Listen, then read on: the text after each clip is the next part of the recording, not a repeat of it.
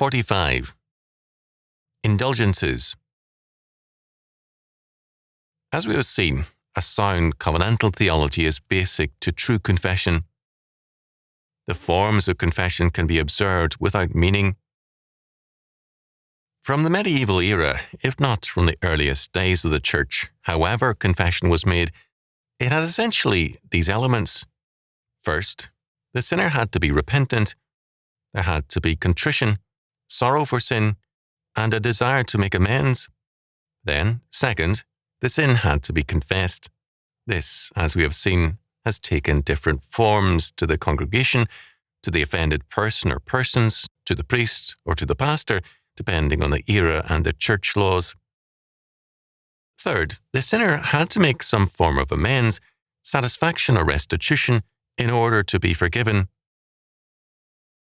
This requirement was early tied to being allowed to receive communion. This had and has the best of reasons. The Church cannot treat communion as a right to which any man, any unrepentant sinner who has not made restitution, can have access. At this point, a difference sets in, which, from one perspective, is a hair's width, and from another, an unbridgeable canyon. The Church acts as the agency for the confessional. The confession, however, is to God through Christ. If, in the mind of the sinner, or in the thinking of the Church and its functions take priority over God and His law word, then the Church compounds the sin and becomes the greater sinner.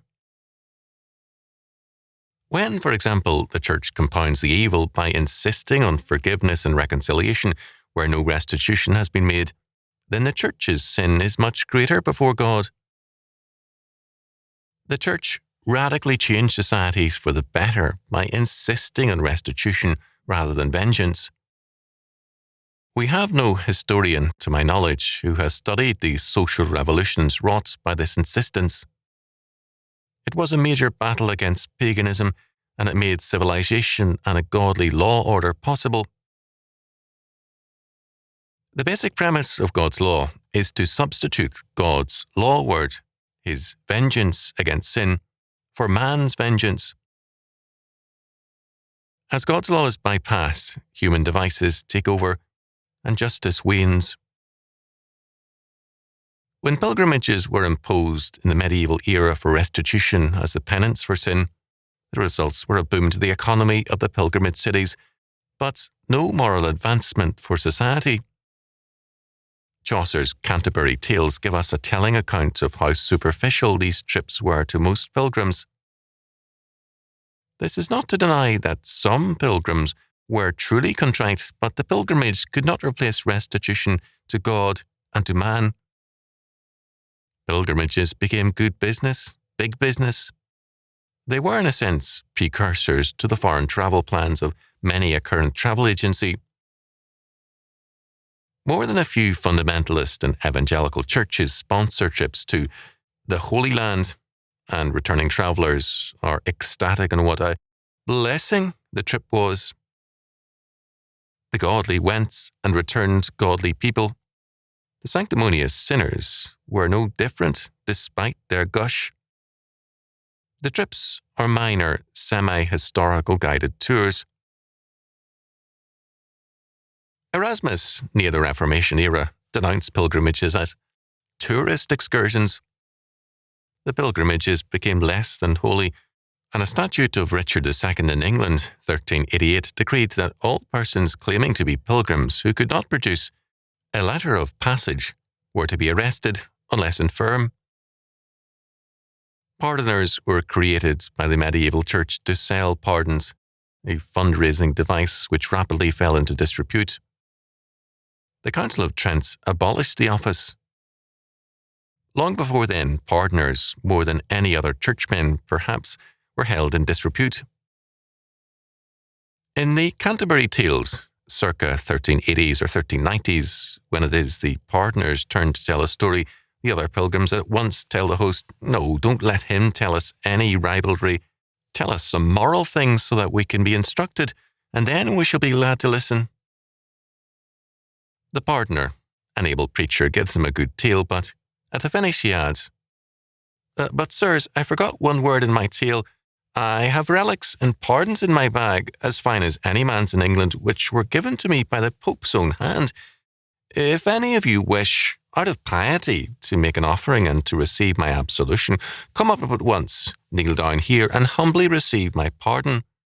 Or else you can accept pardon as you travel, fresh and new at the end of every mile, just so you make another offering each time of nobles and pennies, which are good and genuine.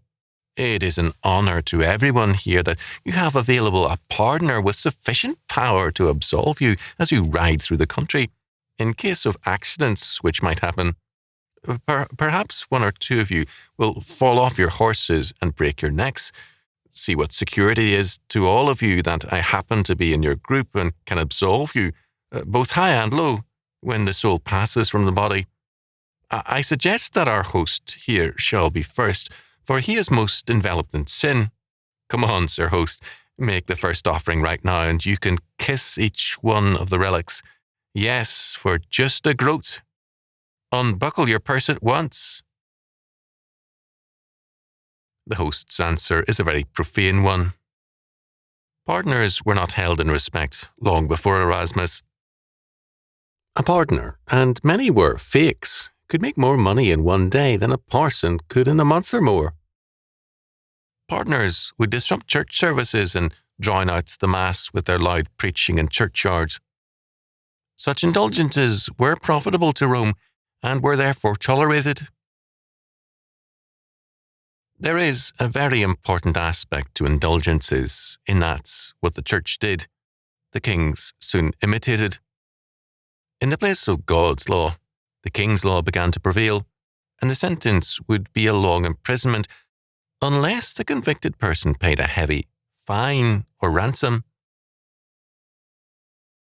Royal and presidential pardons have as their origin this precedent, now accepted as a privilege of being a high officer of state in the United States, a governor or a president. There is no reason to believe that the medieval payments to the crown for the release of an offender have disappeared.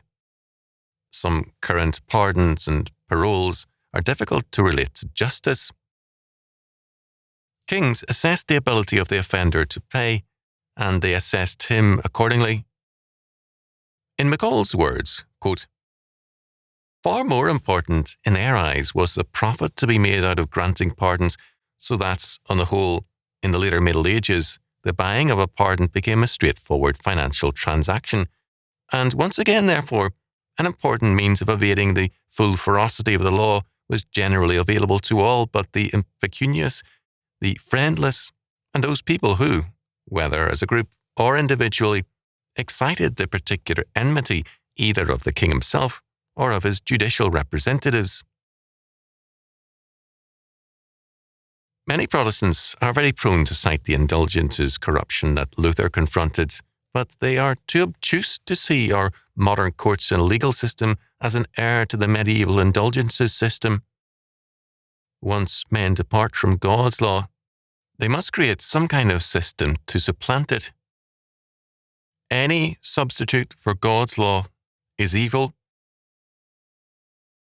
Thus, in considering the meaning of biblical confession and restitution, we must also face up to what its alternatives have been and are. They are all around us, in church and state, and they are varying forms of sins, whether practiced by men, churches, or states. There would be a hue and cry today if any church attempted to sell indulgences. Why is there no like hue and cry when the same premise of indulgences is practiced by the state in a far worse form? Prisons are schools of crime and sodomy. Fines enrich the state.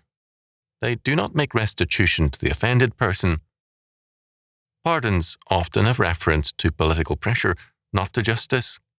Protests against the death penalty for capital offences are protests against God's justice.